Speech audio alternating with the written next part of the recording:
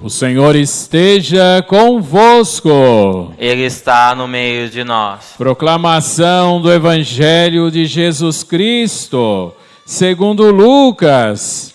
Glória a vós, Senhor. Naquele tempo, grandes multidões acompanhavam Jesus. Voltando-se, ele lhes disse: se alguém vem a mim, mas não se desapega de seu pai e sua mãe, sua mulher e seus filhos, seus irmãos e suas irmãs, e até da sua própria vida, não pode ser meu discípulo. Quem não carrega a sua cruz e não caminha atrás de mim, não pode ser meu discípulo. Com efeito, qual de vós, querendo construir uma torre, não se senta primeiro e calcula os gastos, para ver se tem o suficiente para terminar? Caso contrário, ele vai lançar o alicerce e não será capaz de acabar. E todos os que verem isso começarão a caçoar, dizendo: este homem começou a construir e não foi capaz de acabar.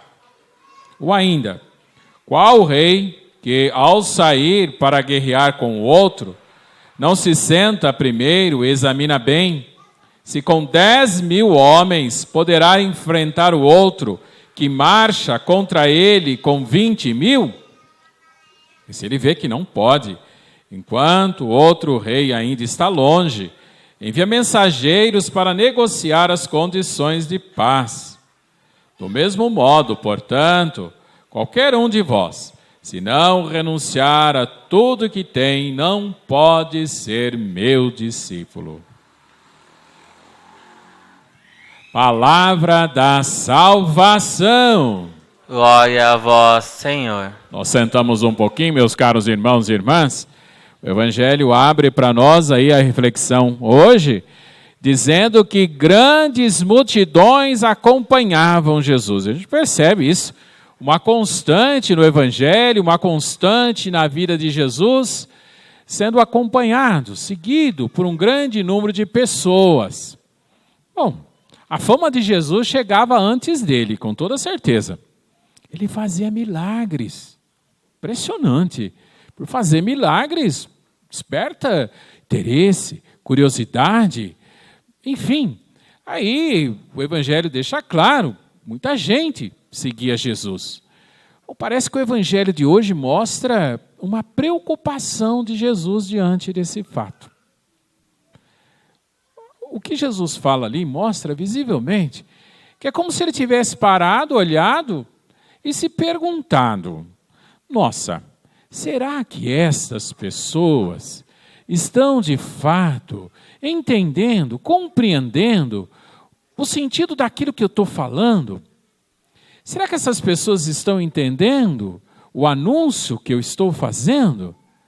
Será que essas pessoas, na verdade, estão compreendendo que esse anúncio que faço, ou a proposta para as vidas que estou fazendo, implica, na verdade, numa tomada de posição? Jesus ensina a todo momento o amor. E ele mostra, meus caros irmãos e irmãs, para nós, a partir desse amor, como que deveria ser a nossa vida, ou como que deveria ser as nossas escolhas, quais deveriam ser as nossas prioridades. Bom, Jesus se questionando, talvez em dúvida, ele olha e fala assim: olha, gente, para estar comigo, o que significa caminhar comigo? O que significa caminhar próximo de Deus? Qual que é o sentido, então? Quais são as respostas que nós precisamos em nossas vidas para mostrar que nós estamos dando passos no sentido de um crescimento pessoal diante de Deus? E aí Jesus fala, então, 3 condições. Quem quiser ser meu discípulo, ou você não poderá ser meu discípulo se não fizer. Bom, 3 condições colocam Jesus. A primeira, ele diz assim: olha, se alguém quer ser meu discípulo, quem quiser caminhar comigo, Mas, se não se desapega do seu pai, da sua mãe, da sua mulher, de seus filhos, dos seus irmãos e das suas irmãs, e até da própria vida, não poderá ser meu Deus. Será que Jesus está mandando separar da mulher? Será que foi isso que eu vi? Será que é para separar da esposa, abandonar o filho, abandonar o pai? O que Jesus está querendo dizer? Não, na verdade, meus caros irmãos e irmãs, Jesus escreve ali os relacionamentos mais importantes que nós temos na nossa vida. Começando primeiro com os pais, os irmãos, a esposa, o marido, os filhos. E, na verdade, a maneira como que nós construímos esses relacionamentos na nossa vida, na nossa história, ele diz muito respeito até do equilíbrio emocional que nós vamos ter.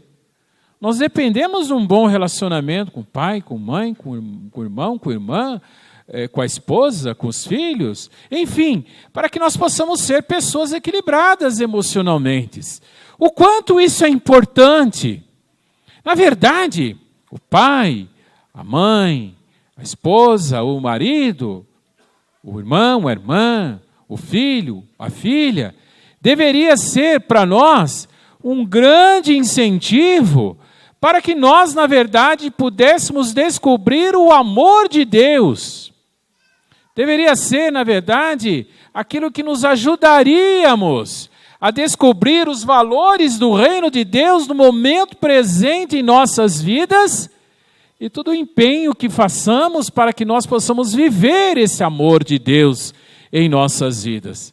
E nós, por outro lado, deveríamos ser para os nossos pais, ou para os nossos filhos, ou para os nossos irmãos e irmãs, ou para o esposo, ou para a esposa, ou para todos eles juntos.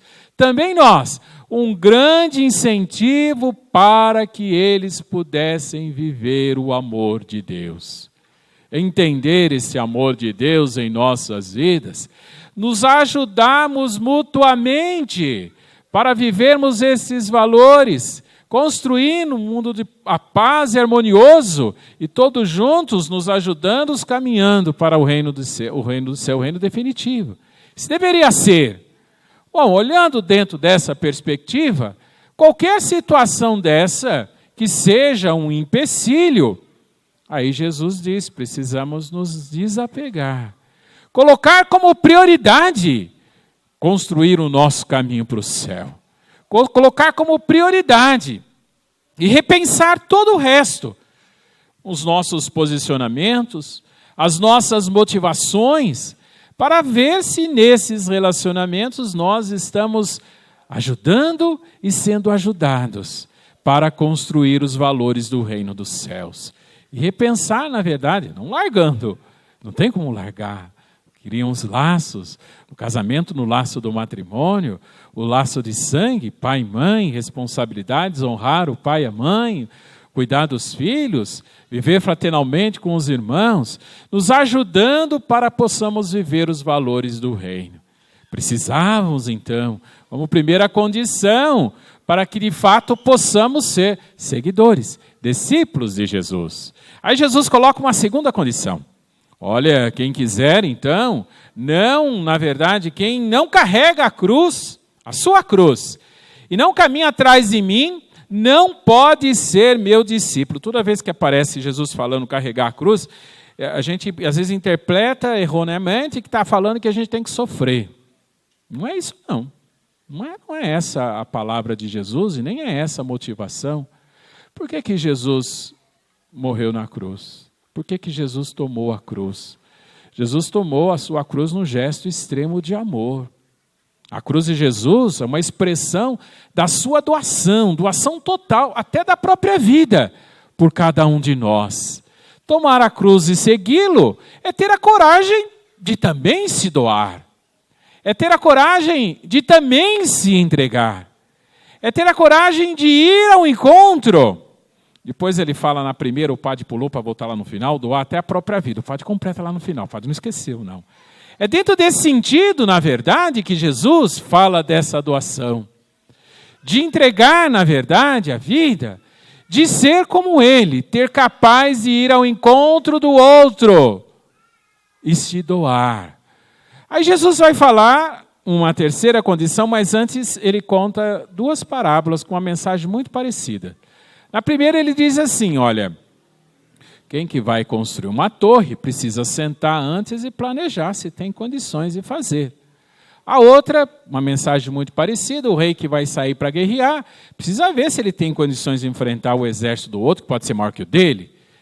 O que ele está falando? Nós precisamos ser pessoas sensatas, pessoas ponderadas, pessoas capazes de agir com sabedoria.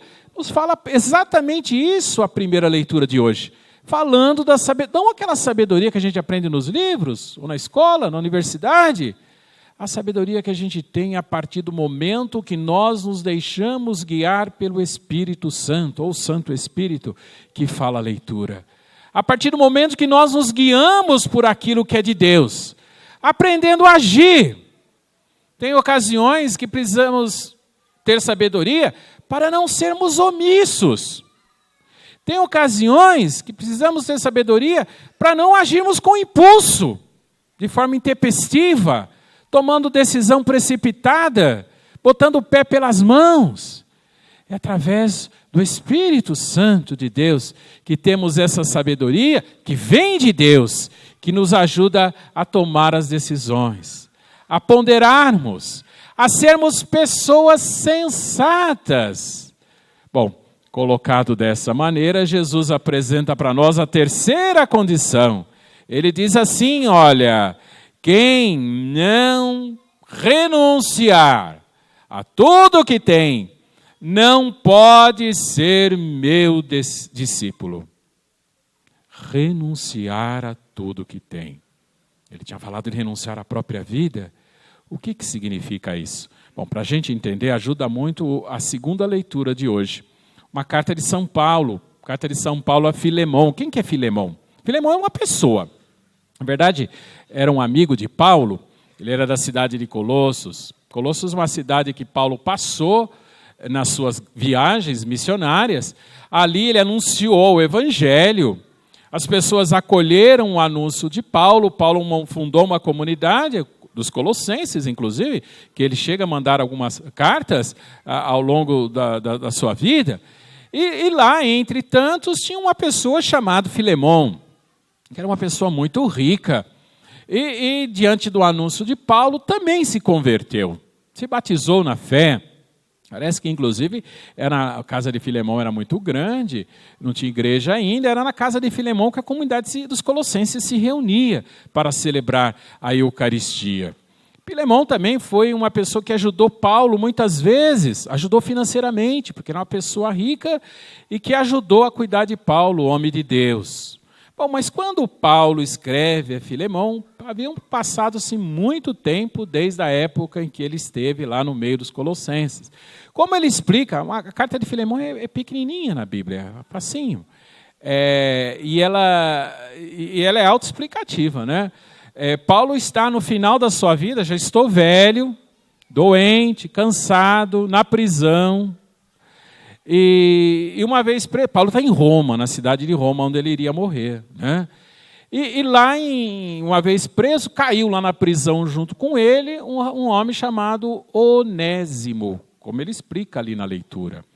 Parece que Onésimo deve ter cometido um crime mais leve, porque Onésimo vai ser solto, como a própria leitura deixa claro. Diferente de Paulo, que não vai ser solto, vai ser morto, né?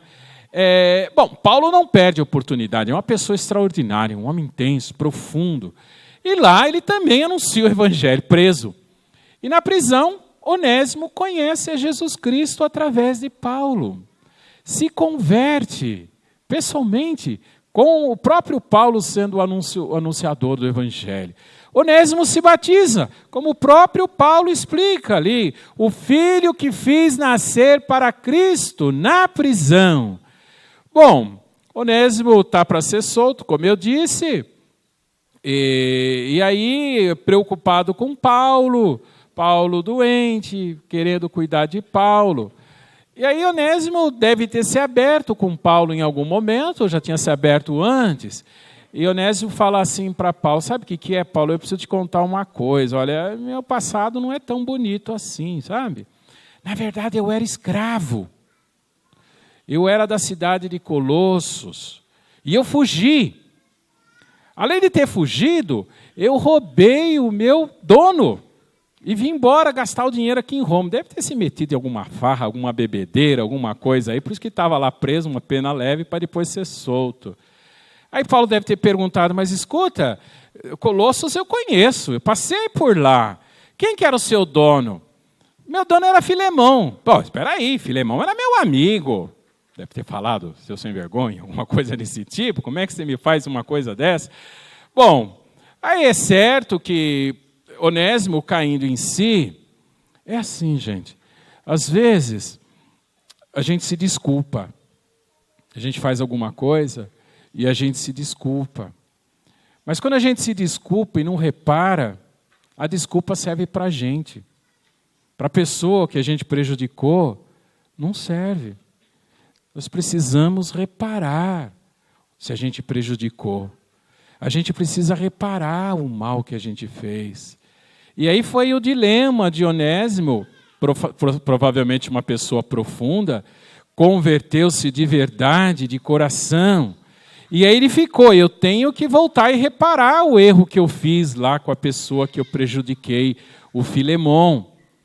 Aí Paulo deve falar para ele, de fato, você precisa voltar, Onésimo. Mas ele sabia que se ele voltasse, ele seria morto, porque ele roubou, fugiu, era escravo. Bom, gente, era a regra da época, era a lei da época, da escravidão. A pessoa, como é que a pessoa ficava escrava? Às vezes por guerra. Perdia a guerra, o povo que perdeu a guerra inteirinho virava escravo do que ganhou. Era a regra, vai fazer o quê? Bom, aí Paulo falou assim, não, deixa comigo, Onésimo, eu vou escrever uma carta. Onésimo, o Filemão é meu amigo. Aí que essa belíssima, olha, Filemão, você perdeu lá no passado, mas você está ganhando, porque não é um escravo, é um irmão em Cristo Jesus que está voltando. Recebe o Onésimo. Eu queria que ele ficasse aqui cuidando de mim, mas eu não posso fazer isso sem o seu sim. Eu não quero forçar a sua caridade, tem que ser espontânea. Se você quiser mandá-lo de volta aqui para cuidar de mim, ele vai ser muito útil. Eu estou velho, cansado, doente. Mas depende de você, Filemão. Mas recebe a ele como se você estivesse recebendo a mim, assim que a leitura de hoje conclui. Vamos pensar um pouquinho na ótica do Filemão. O que significaria acolher esse pedido de Paulo? Perder. O escravo era propriedade dele. Ele abrir mão do escravo, ele está abrindo de um bem, ele está abrindo mão de uma propriedade. Bom, aí a gente respondeu a terceira questão colocada por Jesus. Quem quiser ser meu discípulo e não for capaz de renunciar ao que tem, não pode ser meu discípulo. Vamos recapitular as três. Quem não consegue se desapegar de tudo aquilo que nos impeça de ser de Deus, de dar um sim para Deus, de viver com generosidade, de ser capaz de amar como Jesus nos amou, não pode. Quem não consegue se doar, como o próprio Jesus se doou e se entregou por nós, a ponto de servir, não pode ser meu discípulo. Quem não é capaz de partilhar, quem é apegado, avarento, egoísta, não pode ser meu discípulo. Renunciar, amar e se entregar, se doando. Tenho certeza que Cristo Jesus vem ao nosso encontro, nos desperta, que possamos cada vez mais querer conhecê-lo, para poder verdadeiramente amá-lo e segui-lo. Nós continuamos a missa no folheto para rezarmos juntos. Creio em Deus.